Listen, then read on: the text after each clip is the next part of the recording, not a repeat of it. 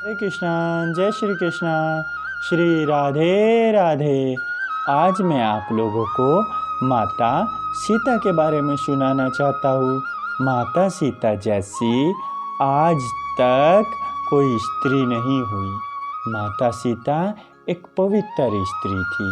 माता सीता अपने भगवान, अपने पति भगवान श्री रामचंद्र से अत्यधिक प्रेम करती थी और भगवान राम भी माता सीता से ढेर सारा प्रेम करते थे। जब भगवान राम माता सीता को लंका से लेके आए तो माता सीता ने अपने मन में विचार किया कि मैं भगवान राम के साथ अयोध्या जाऊंगी तो लोग क्या कहेंगे मेरे पति को, कितना बुरा बुरा बोलेंगे मेरे पति को। समाज कहेगा कि यह अपनी पत्नी को रावण के पास से लेके आया है, पता नहीं कैसी होगी, ये होगी वो होगी, अर्थात मेरे पति पर उंगली उठाएंगे। मैं यह सब कुछ बर्दाश्त नहीं कर सकती। तब माता सीता ने अग्नि परीक्षा देनी चाहिए। माता सीता ने भगवान राम से कहा, प्रभु मैं अग्नि परीक्षा देना चाहती हूँ। भगवान राम को पता था मेरी सीते पवित्र है। भगवान राम को मालूम था कि मेरी सीता के मन में सिर्फ और सिर्फ मैं ही हूँ। तो भगवान राम ने माता सीता को अग्नि परीक्षा का आदेश दिया। तब माता सीता ने खुशी खुशी अग्नि परीक्षा दी और अग्नि परीक्षा देने के बाद माता सीता भगवान राम के साथ अयोध्या गई। अयोध्या जाने के बाद भगवान राम अयोध्या के राजा बने। राजा बनने के बाद प्रजा भगवान राम पर अनेक सवाल उठाने लगी, ढेर सारी बुरी बुरी बातें करने लगी। ये समाज की कुछ खास बातें होती है। इंसान कितने भी अच्छे काम करे उनके बारे में कभी समाज नहीं बोलेगा। अगर इंसान से एक भी कुछ बुरा हो गया या इंसान से कुछ भी हो गया या इंसान के अंदर समाज ने कोई दोष देख लिया तो ये समाज भला बुरा बोलने लग जाता है। तो समाज ने भगवान राम में भी ये दोष ढूंढा और भगवान राम के बारे में भला बुरा बोलने लगे। भगवान राम के राज्य में एक धोबी रहता था और उस धोबी की पत्नी एक रात घर से बाहर रह ली किसी कारण से। और जैसे ही वो पत्नी सुबह घर आई तो धोबी ने उस पत्नी को घर से, अपनी पत्नी को घर से निकाल दिया और निकाल कर बोला, जाओ मैं आपको नहीं रखूँगा। मैं राम के जैसा नहीं हूँ कि जितने भी दिन मर्जी घर से बाहर रह ले और मैं फिर घर में रख लूँ। मैं नहीं तुम्हें रखूँगा घर में। और धोबी ने अपनी पत्नी को घर से भगा दिया।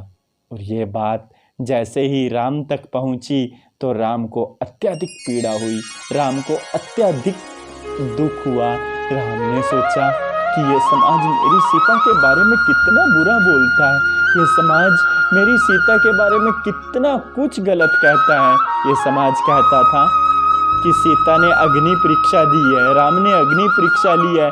हमने क्या देखा है, हमने क्या अपनी आंखों से देखा है। शायद राम झूठ बोलता हो, शायद सीता झूठ बोलती हो, शायद लक्ष्मण झूठ बोलता हो, क्योंकि ये सब राम के ही तो है। राम जी को बड़ा दुख आया कि मेरी सीता के बारे में लोग इतना भला बोलते हैं, इतना बुरा बोलते हैं, इतना गलत मेरी सीता के बारे में बोलते हैं कि मुझ पे सहन नहीं होता। भगवान राम पे सहन नहीं हुआ तो भगवान राम दुखी रहने लगे, भगवान राम को पीड़ा होने लगी। और भगवान राम जब दुखी रहने लगे, परेशान रहने लगे तो माता सीता ने देखा कि मेरे पति, मेरे भगवान राम दुखी परेशान है। तो माता सीता ने बड़े प्रेम से भगवान राम से पूछा, प्रभु क्या बात है, क्यों दुखी हो, क्यों परेशान हो। भगवान राम ने माता सीता को कुछ नहीं बताया। भगवान राम ने सोचा कि मैं कैसे सीता को बताऊं कि ये समाज मेरी सीता के बारे में कितना गलत बोलता है, कितना बुरा बोलता है। मैं कैसे अपनी सीता को बताऊं। भगवान राम ने माता सीता से कुछ नहीं बताया। तब माता सीता ने अपनी सेविकाओं को प्रजा के बीच में भेजा और प्रजा के बीच में भेजकर पता लगवाया कि समाज क्या कह रहा है। तब वो सेविका आई और सेविकाओं ने माता सीता से कहा कि समाज आपके बारे में इतना गलत सोच रहा है। तो माता सीता सब कुछ समझ गई। माता सीता सब कुछ सहन कर सकती थी, लेकिन अपने पति के बारे में कुछ भी सहन नहीं कर सकती थी, अपने राम के बारे में कुछ भी सहन नहीं कर सकती थी।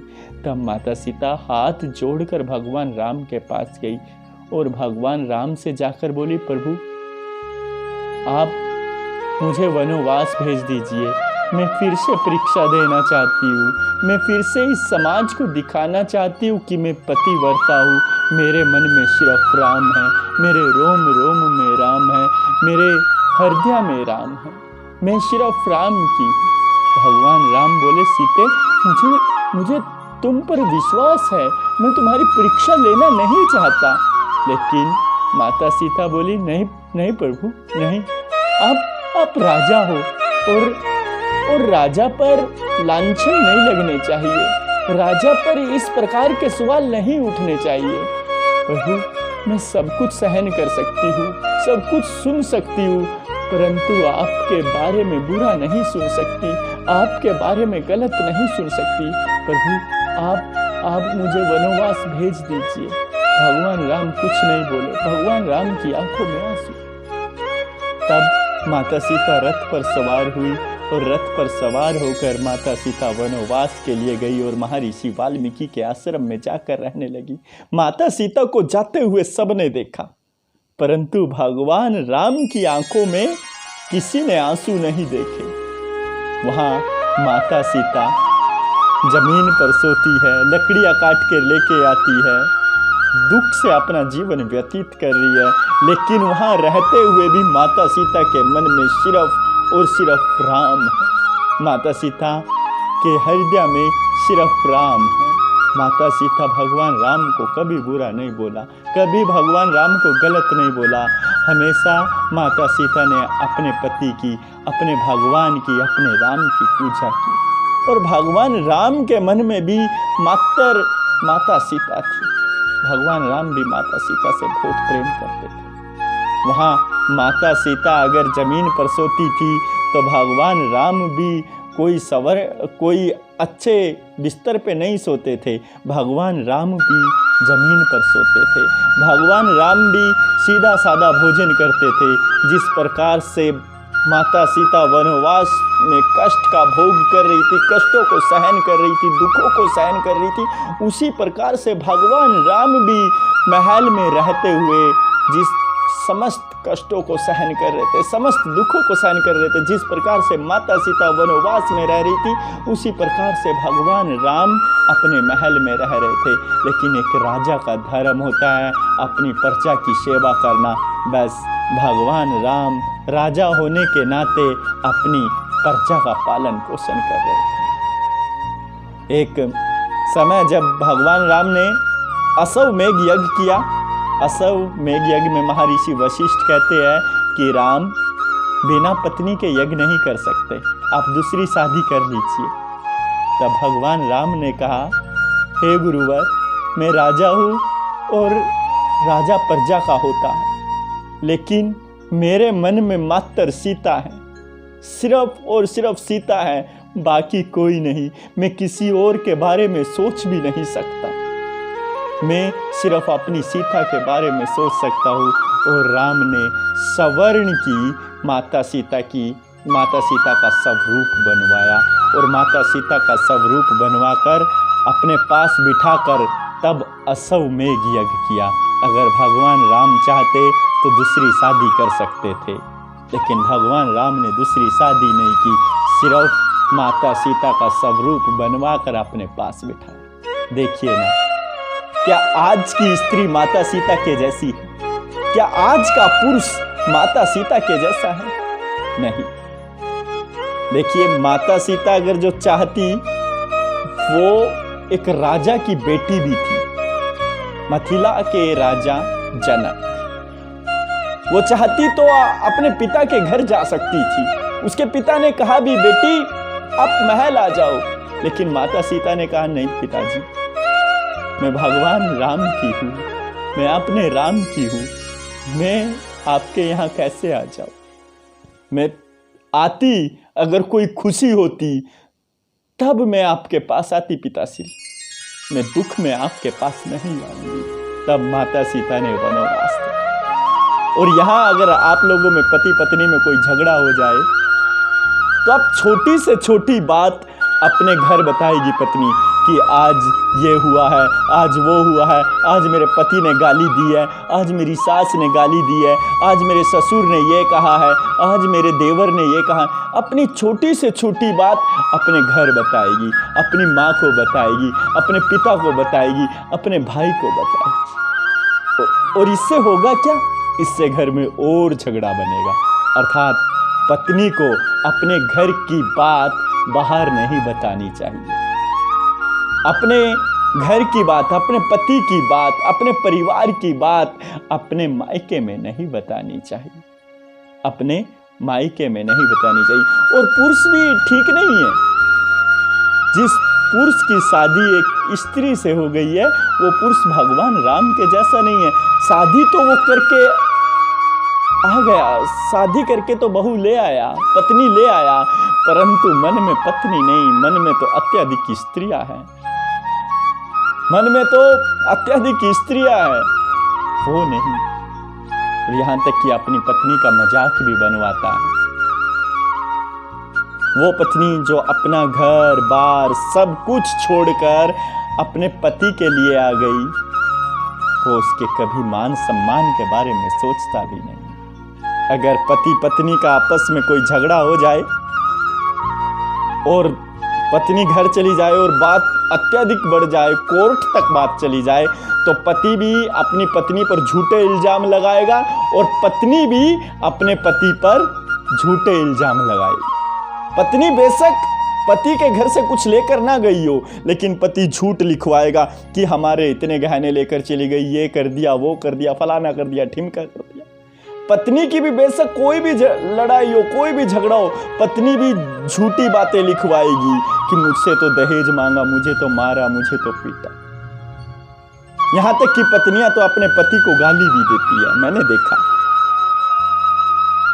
पति भी अपनी पत्नियों को गाली देता है, ये भी मैंने देखा। कारण है इसके पीछे कारण है संस्कार।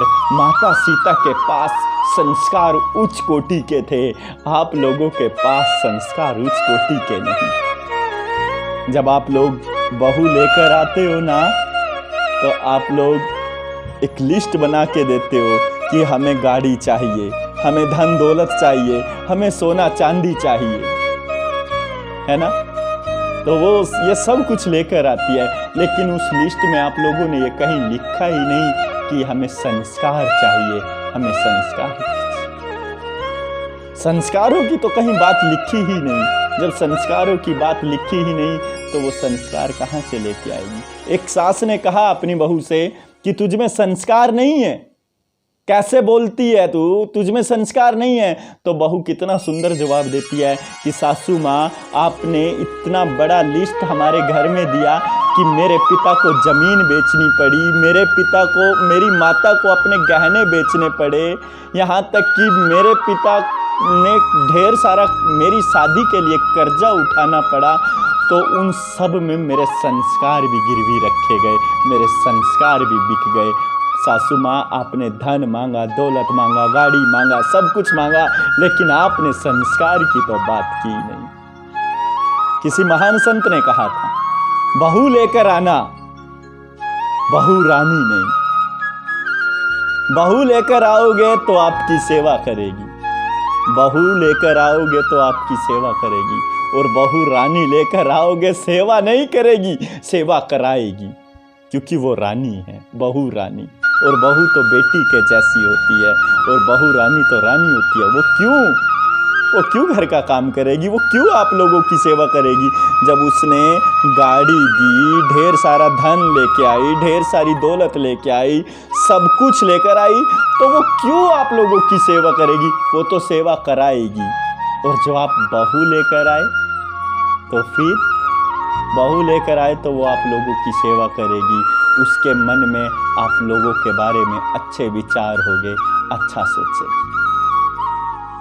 मैं इतना ही कहना चाहता हूँ कि माता सीता जैसी कोई स्त्री नहीं है और भगवान राम जैसा कोई पुरुष नहीं है। बोलिए श्री राधे राधे। हरे कृष्णा।